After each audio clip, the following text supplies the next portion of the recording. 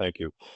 First of all, the CHC it started in 1991, um, really focused among healthcare communications marketing groups to focus on the type of issues we're going to be talking about today. So a number of these issues are right in our wheelhouse.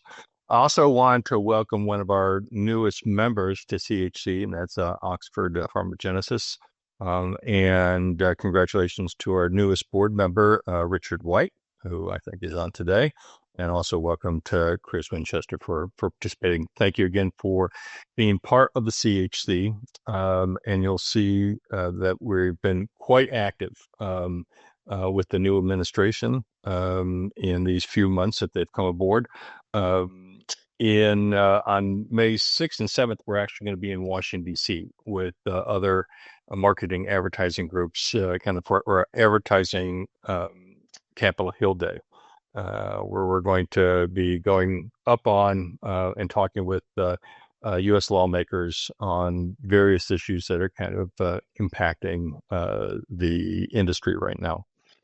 So we'll be covering four issues, AI and four issues, or AI and what I'll call four threats at this time to the industry. So I want to hit a couple overarching themes. First is this administration, President Donald Trump's second term in office, their modus operandi.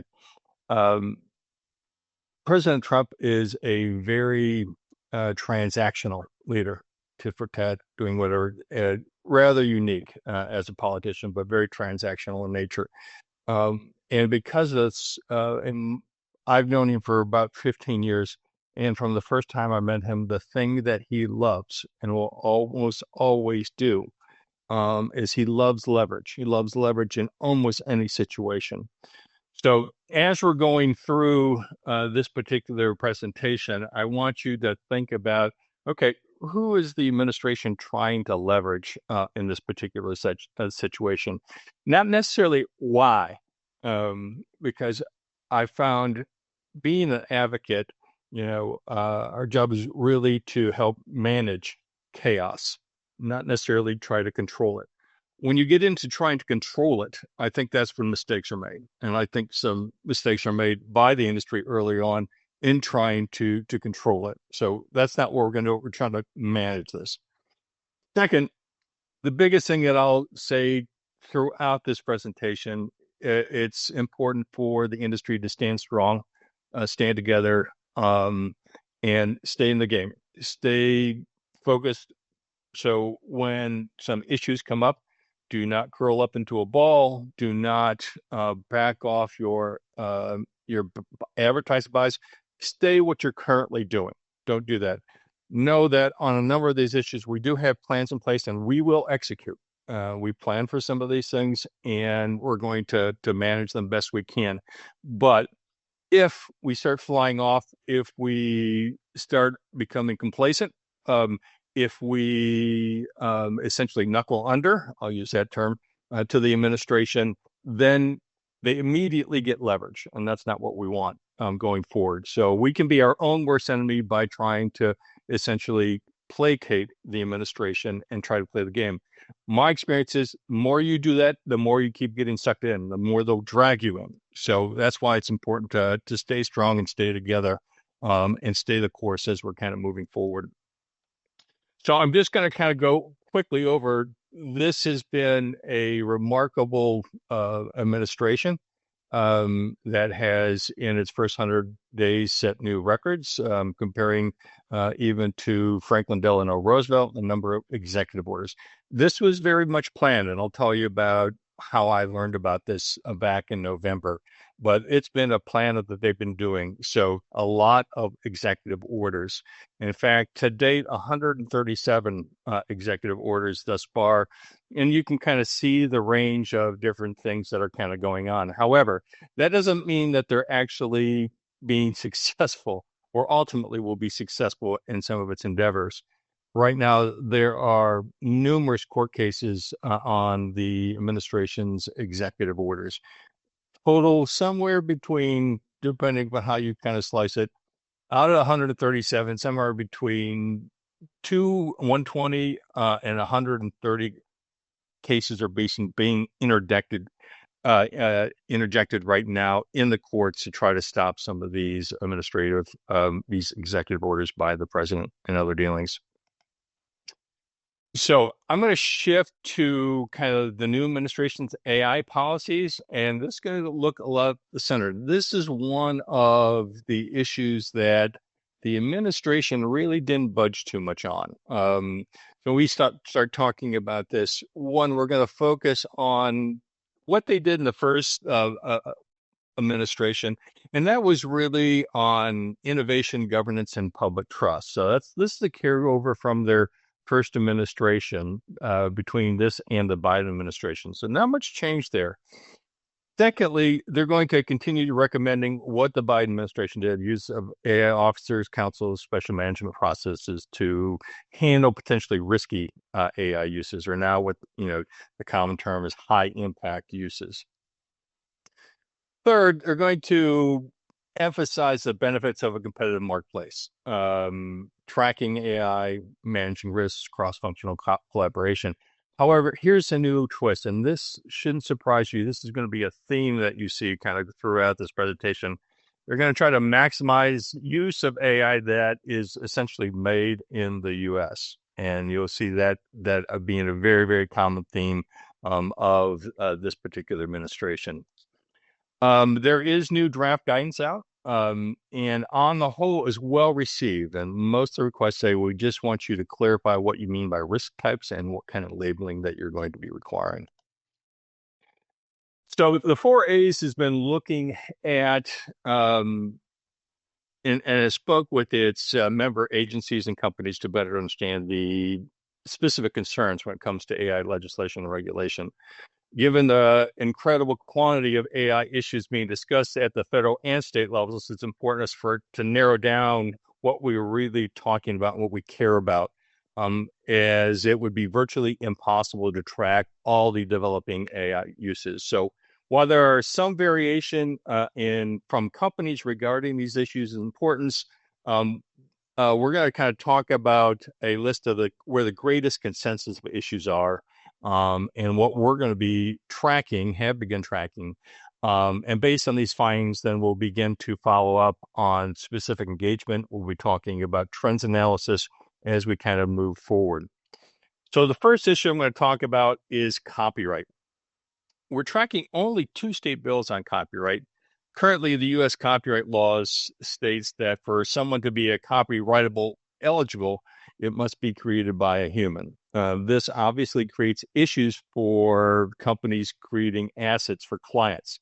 Many companies have told us that they were using AI mainly for brainstorming or iterative work, as well as internal processes use, but less so for actual client assets due to the issue.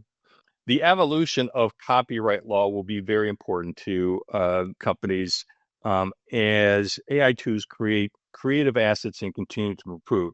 To date, the U.S. Copyright Office has engaged in a series of fact findings to hopefully establish a framework to evolve U.S. copyright law along with AI. They published their first and second findings and recommendations thus far. A third installment will be released in the next few months.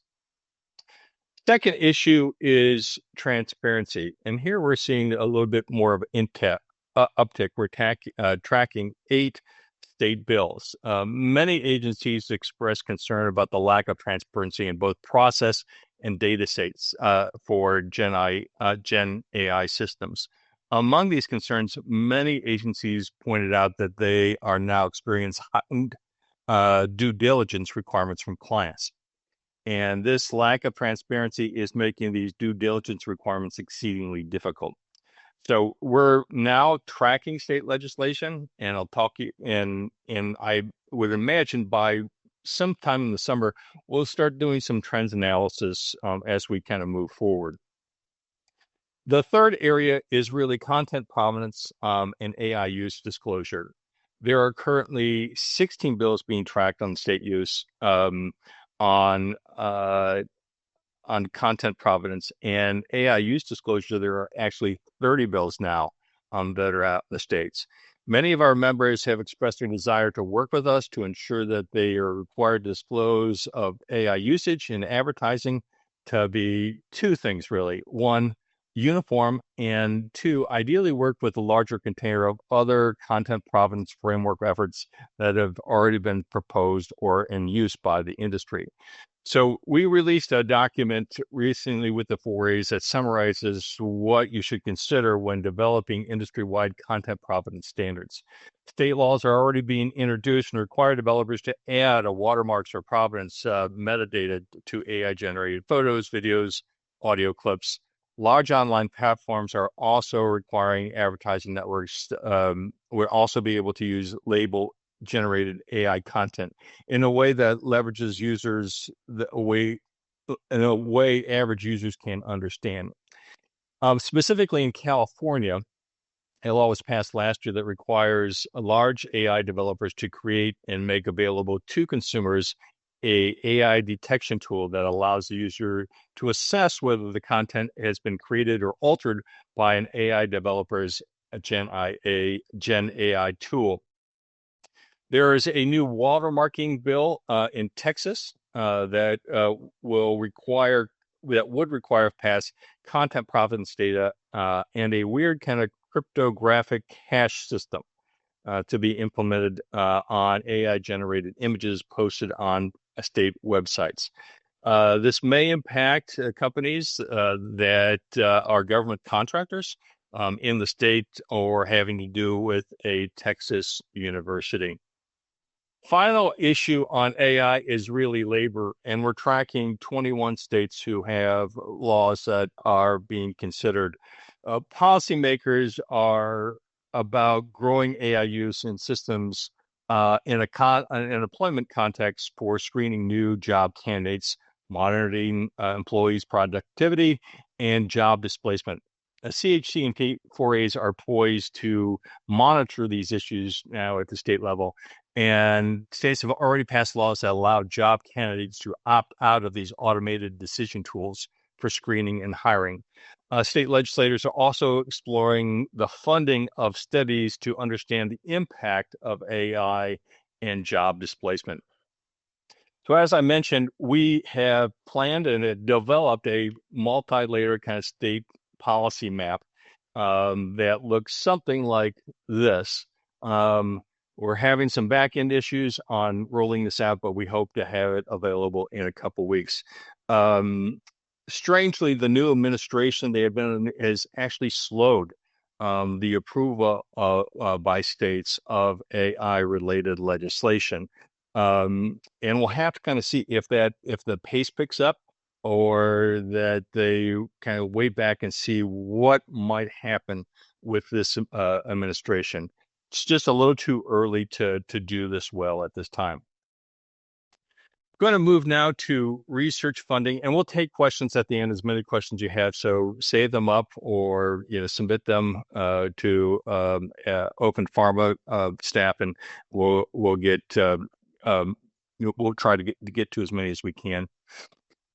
So right now, NIH caps or the proposal is NIH caps reimbursement for universities administration overhead to 15%. Historically, that has ranged from 27 to 50%. They expect to see $4 billion in savings. This is being challenged in court. However, if you look back historically, the first administration proposed the same, but Congress never enacted it. What this administration is saying is, oh, we have the authority and we're just going to do it. And again, that's why it's involved in a court proceeding at this particular time. The next kind of impact that they're having is they're going after some of the Ivy League schools who they see as kind of bastions of liberalness. And they've essentially threatened to freeze federal funding with demands to limit campus activism, talking about being anti-Semitic, DEI inclusion programs. So in broad strokes, Columbia has been negotiating with them unsuccessfully and has gotten nowhere. Harvard almost immediately said, great, we're taking you to court.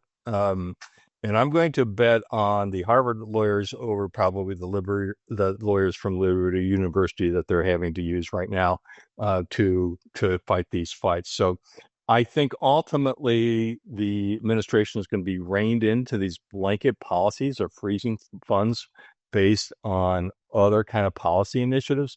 We'll have to see again how it plays out in the courts. Additionally, at least 4 medical journals have received from an interim U.S. attorney seeking information about their alleged bias. Again, more in saying that they're more leftward leaning, that they have various policies that are biased against more conservative issues. Most of these who have responded have said, you're how the clinical term is, I think you're off your rocker if you think you have any kind of legal basis to do this at this time. But I expect at some point, if this U.S. attorney presses, we'll see them in court again. The biggest probably impacts here have to do with funding. In the first, about 2 weeks ago, the administration laid off roughly 20% of all the health agencies and essentially gutted their professional leadership staff that have been there for years and years. And so there's a loss of institutional memory that I think is intended. The field backfilling some of these positions hasn't happened yet. I know the Food and Drug Administration is going through a big reorganization process, and with that, we're seeing more essentially resignations. In the particular office that regulates prescription drug and medical device prescription advertising, we have seen all the layoffs affected essentially everyone except the head of the department and the deputy of that department, and then about a half dozen reviewers who review. And there's a 5-day turnaround process that the FDA has said that we will turn around your submissions and give you in writing our thoughts on how you can improve upon this so you can go and do this in concert with current regulations, which is the clear, conspicuous, and neutral regulations that were implemented in or introduced in late 2023 and essentially last November became enforceable. But for the last year, the FDA has basically been doing these 5-day written reviews. Going to be really interesting because this past week, both the director and the deputy director resigned. So you just have reviewers. So be interesting if they can keep up if the submissions keep on track, particularly when you get to specific issues that may be gray. And I anticipate, because they'll be bringing on staff who really don't have the background on these issues, that there are going to be mistakes made. We'll have to see how those particularly manage out, but I think it's going to be really interesting. FDA and Dr. Marty Makary is really going to be challenged in particular areas. The next thing is the draft proposed budget was leaked from the administration, which is proposing 40% NIH cuts, savings of $20 billion. I do believe this is going to be challenged, and probably the backstop here is Congress. Congress to date has been more willing to give deference to the administration, but I think as we get into the spending bills, you're going to see some particular pushback. I suspect there will be some cuts, but I don't think they're going to be of this particular magnitude. But this is where the administration is starting from.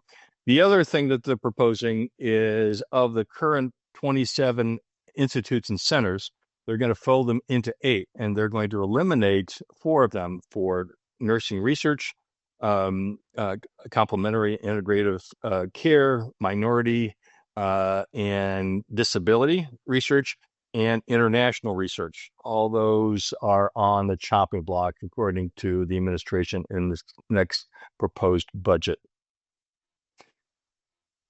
Next section, we're going to talk about misinformation, disinformation, and I label this is misinformation or misinfo are us. After the toy maker who Toys R Us, well, I think misinformation is now essentially the administration. So misinfo are us, whether you like it or not. To frame this, I want to give you some headlines that have been occurring around this issue. The one is RFK Jr., who is now the Health and Human Services Secretary. I'm sounding him like him more and more right now. And his absurd statistics on the spike of chronic diseases that no one can pinpoint any kind of basis of fact. And that was in the Washington Post.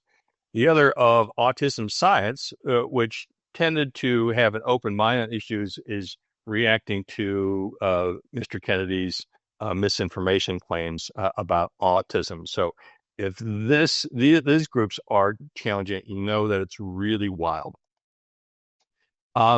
In his second term, the president fueled a machinery of misinformation. And so this is from the New York Times, goes into great depth. If you can look this article up, it's great reading on how they're systematically using misinformation and disinformation as part of their administration. And finally, this really tries to, this is how it's going to impact industry. So that the Federal Trade Commission essentially opened up investigations for all the social media platforms on its censorship.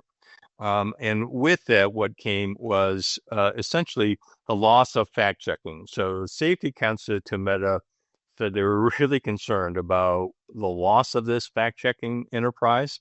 However, soon after, essentially most of the social media platforms, not all, are moving to what they call community pricing or notes. A serious step down from kind of the fact-checking activities, but they don't want to incur the wrath or any lawsuits or any investigations by the Department of Justice. So they are essentially knuckling under, as I put it earlier. The last thing that is more probably implicit to what they're doing is the National Science Foundation canceled all its grants related to misinformation and disinformation. The State Department actually eliminated a department that looks at what they call foreign misinformation and disinformation. So, I just say, welcome to the Russians, as you'll see that populate U.S. Social media and other mediums as we're moving forward, because no one's really looking at that anymore from the U.S. government. And with that, the newest research that hasn't been published is coming forward, says AI image misinformation is surging tremendously. So this is what I call is the second kind of major threat that's coming, and it's going to persist through this administration. I won't get into strategies or anything else. We can kind of talk about that in our Q&A section a little bit more if you'd like to. But it is going to remain a serious threat as we're kind of moving to the industry and to science, I think, ultimately. If you look at the disinformation that was in the cable news over the last 10 years, you can see it started uptick, and then around the time of COVID-19 pandemic, it started to really increase, emerged at the end of the pandemic. And as you'll see here, though, disinformation, the talk about that, it uptick early just before the administration, and then it flatlined afterwards. So there is serious down pressure and pressure by the administration to squelch what anyone claiming that there's disinformation coming from the administration or its agencies. So the next threat, and I'm sorry, I took this from, I didn't number this, I took this from another presentation that I gave last week to about 1,200 individuals, and is really what we're calling national security sector tariffs. This is different from the reciprocal tariffs. The president has been talking about this for a couple of weeks. And the effort is really to reshore manufacturing of drug manufacturing and APIs to the U.S. The story that I heard from the administration is that CEOs from three major drug manufacturers met for the second time. This was in February, and it went to the White House. Now, the president had been meeting with various officials for about an hour. The president walked in for about 30 seconds and said, I want you to reshore all your manufacturing and your APIs. Please work that out with my capable staff here. Thank you for coming. And he left. So that was the amount of engagement that they got for kind of coming in and being complicitous to the what the administration wanted. So I think you have to, when you're going in with the administration, you have to be very careful, very precise, know exactly what you want to get out of something, and prepare in advance. And we're going to talk at the end of this presentation about one particular successful campaign with the administration to counter their efforts. So the first step is essentially the U.S. Commerce Department is launching a national security probe on the implications of importing pharmaceuticals with only a 21-day period. So some of those days are already passed. And so this applies to both finished generic and non-generic drugs, medical countermeasures, critical inputs, such as active pharmaceutical ingredients, key starting materials, and derivative products of those items. Okay, it's on the grounds that there is extensive reliance on foreign production of medicine, and this is a national security threat. And there is a lot of U.S. law around national security. They've chosen one viewpoint, but they could also use the National Production Defense Act as a secondary line. This is, I think, where they're on most solid ground, where some of the reciprocal tariffs are being challenging for it. This one is going to be really hard. If the administration had really started from here rather than going large with national reciprocal tariffs, I think our 401ks in the U.S. would be in a lot better position, and the stock market. But this one is really on solid legal footing. So I expect that this is, of everything that they're doing, this is probably one of the areas that is really going to stick. So to counter this, Eli Lilly, Johnson & Johnson, Novartis, and these are the groups that have met with President Trump, have attempted to inoculate themselves by collectively pledging $105 billion in new manufacturing capacity. Some of this is probably a holdover from decisions that they made towards the end of COVID-19. But I suspect that you will see more groups move forward. I think while the Commerce Secretary, Howard Lutnick, says there's not going to be negotiations, I think there's going to be absolutely negotiations on this. And I think they'll start to resemble more what you see for defense contractors, and probably to a lesser extent what you've seen for U.S. automakers and kind of content. So what they can really say that was U.S. made. But I think that this is going to be a very serious effort. This is something I wouldn't dabble on, but I think they're going to really come up with probably certain percentages for APIs and other raw materials that have to be part of this. If you look at the data, it's probably at least the generics are going to be hit first, because the vast majority of those are made outside the U.S. And so capacity to manufacture them within the U.S. It's going to be much slower as we kind of move forward.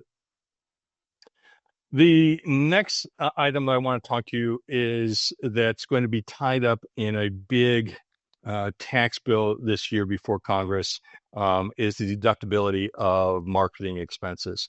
Right now, the U.S. owes more than $34 trillion, and it's spending about $2 trillion a year. And the budget and the proposals that have come forward, I don't see this number going down. I see it going up by at least $4 billion over the next 10 years, maybe 5 billion. If you look at some of the documents that they're working on, that's chiefly because there's 30 provisions from the 2017 Trump tax cuts that expire at the end of 2025. The challenge here is the margins in the U.S. House and the U.S. Senate are three or less as far as members. So trying to get consensus, again, it's a very kind of diverse caucus, particularly in the House, is very, very challenging. However, Congress did pass about a week and a half ago a budget reconciliation bill, and this is to bypass a Senate filibuster. So the Senate could essentially hang any bill up. This is a process to do a multi-year budget bill, but both the House and the Senate have to agree to the same terms. And the House sent something over. It was rejected by the Senate. The Senate came up with its own version. Senate came back, and it passed by one vote. And there was a lot of arm twisting towards the end to get this passed. But it means they're now going into the details. So over the next 2 to 3 months, they're really kind of working up what does this budget bill for the next 10 years or projections of this really look like. The one item that is going to have a lot of scrutiny is the Medicaid program, which they share with states. And in both the Senate and the House, they're claiming $880 billion in savings. To do that, you're going to have to gut the program. And I don't think that's going to happen. I think that there's going to be some modification, a lessening. There probably will be a restructuring. It'll probably be more like a grant or a block grant kind of process that you'll see coming forward. What that looks like, there's a couple different iterations of this, but I think they're not going to get those kind of budget savings, probably not even half of that from just shifting the mechanism. So they're going to be looking for more pay fors as they move forward. One of these is for the provision since 1913 in the U.S. that you can deduct or expense all advertising. And the Congressional Budget Office does a 10-year savings. They have like 100 items, and this is item now 71. It is kind of slid backward, but it's 83 to 177 billion dollars by amortizing half of the year of spend over 5 to 10 years. If you extrapolate that to Pharma, it's somewhere in the neighborhood of $3 to $7 billion. There have been some specific proposals that have been around for 30 years to do this to Pharma, to remove its deductibility for marketing or advertising. And right now, if you kind of pick up the Washington newspapers and others, you're going to see an ongoing proxy battle between the prescription benefit managers and Pharma. For the last year and a half, Pharma has been doing a lot of advertising to say rein in the PBMs, cut their funding.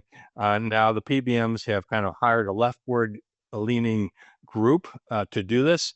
It's called the Campaign for Responsible RX Sustainability. I like to affectionately call them the Crispies. They're kind of like the leftward leaning, granola-ish crunchies, but they want to burn Pharma, so I call them the Crispies. That's going to be ongoing. More importantly, I think that there's two things here. In my mind, tax policy has almost universally been done by either income or revenues. It really has difficulty breaking out by sectors. So I've been challenging anyone in Pharma and their constitutional lawyers to look at this to see if there's holes or if there basically a hole can be created in questioning whether you can essentially take a sector and treat tax policy different for that than other business sectors. I think there's a case to be made. And the reason I recommend this is if you can tell the tax writers that, okay, we're going to challenge this in court, and here's why, then they're less likely to put it in the tax bill. The last thing that tax writers like, to pass a tax bill and then have chunks of it immediately challenged in court. They don't like that at all. So I think that's probably the best way to go at this as far as kind of farmer related marketing expense deductibility. The other thing that we're part of is called the Advertising Coalition, and we can break down now the economic impacts of advertising by national, state, city, and even congressional districts at this place. So when we go up the hill in about a week and a half, we're going to be talking about that, with specific members of Congress to say, if you remove deductibility, this is the impact that it's going to have, both direct and indirect, on your constituency. The third thing that I'm going to talk about, and the last thing, has to be the prescription drug advertising ban threat. And this started when Robert F. Kennedy Jr. Started running for president last year. And he said that he'd issue an executive directive on the first day of office to ban pharmaceutical advertising on television. And he doubled down on this claim a number of times. Just before the election, on a social media platform now called X, formerly called Twitter, he said, "Trump back in the White House, me in D.C., so we can ban pharmaceutical advertising." This was echoed by the new chair of the Federal Communications Commission, Brendan Carr, and a guy named Elon Musk. So this not is only to the federal threat, but we're also talking about a state threat. So there have been 3 bills, one in Oklahoma, and then copycat bills in Texas and Connecticut. And essentially, these are very, very broadband bills. And this is what I kind of more expect, not something narrow. In fact, when just before Thanksgiving, I got a call from a friend of mine. We've known each other for years, and he said, "Jim, I'm working the presidential transition, and you need to know that they're lining up all the campaign promises. Yours is on the list and near the top." And he said, "Secondly, if you think it's television, just television, think again." And so we went to work developing a strategy that I'll talk about. But as you can see with these state bills, is any promotional communication targeting consumers, and not limited to, including television, radio, online streaming services, billboard, email, text messages, social media, print, or digital publication. And it also, strangely enough, it exempts unbranded prescription drug ads. So this was done with some cardinal knowledge. This particular legislator has no background in this area. So I get the sense that someone was helping him develop this particular piece of legislation. And if one were to emerge, I would expect that it looks more like this than it is on something limited. So you've seen all these prescriptions of, oh, this is how you fix it. This is how we can get around it. Don't kid yourself. That's just a particular group trying to hawk its wares. I don't think it stands up to any kind of policy proposal that would be forwarded either at the state or the federal level. So with this in mind, we essentially went to work and developed some strategies. The first thing was really to do our homework. And in a series of cases dating back to the 1970s, the Supreme Court has viewed advertising as a form of commercial speech. And they have ruled that banning advertising violates the First Amendment protections of freedom of speech. And every state constitution has a similar provision on the protections of freedom of speech. So what applies to the federal level also would apply to the state level that we're going to do. So, but there is a thing that it is permissible to restrict commercial speech under what they call the Central Hudson test that was developed off a court ruling in 1980. 3 ways you can do it. And the first is misleading. And misleading is really the hallmark of Food and Drug Administration. It's legislative authority and where regulations have gone. The second has where it advances a substantial government interest. And the one that comes to mind is preserving public health, and where they found a causal link between tobacco and lung cancer. So they use that limit and pretty much ban tobacco advertising. The third, and this is really framed where U.S. legislation and regulatory efforts have come forward, and that the government's interest could be advanced through a less restrictive route. So adding a special label or fair balance presented in any kind of marketing on the risks and the benefits as moving forward. I have other slides that goes way into this and kind of really describes it going on. I'm not going to do it today. If you're interested, I can talk to you separately about this. But it really does kind of frame up where U.S. regulation and laws have kind of gone forward. And remarkably, really not much has passed. The only law that is passed that's been substantial was the 2007 FDA Amendments Act. And that's where essentially they said that um, uh, the any kind of risk have to be presented in a concise, in a conspicuous and a neutral manner. And that was passed in the first regulation. The draft regulation came out in 2010. It only took them about 14, 15 years to kind of get to where they are today with those particular rules. The other big change or the challenge here for the administration is what they call the Chevron doctrine principle that was overturned by the Supreme Court last summer.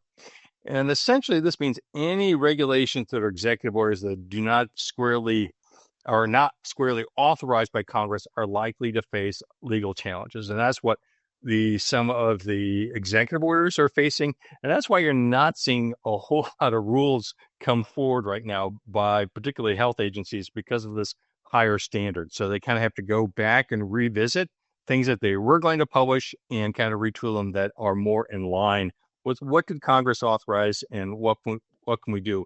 Before that time, each federal agencies could interpret what they thought Congress wanted to do, but that is now off the table. So when we went about developing these strategies in early December, we came upon a three-pronged strategy. I'm going to mention two of them right now. The first one was to do media interviews to convey the courts, the regulatory, and the legislative history that banning prescription drug advertising won't be easily accomplished.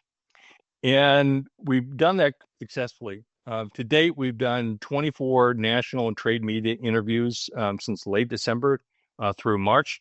And so you can see a couple of the headlines. They're smack on. So they're taking the message. And I think that's, the administration started to read about these things. We've also been doing a lot of external webinars. I'll add this to the list. And I've done 4 national conferences in the last 3 months to talk about this more publicly. What are those challenges?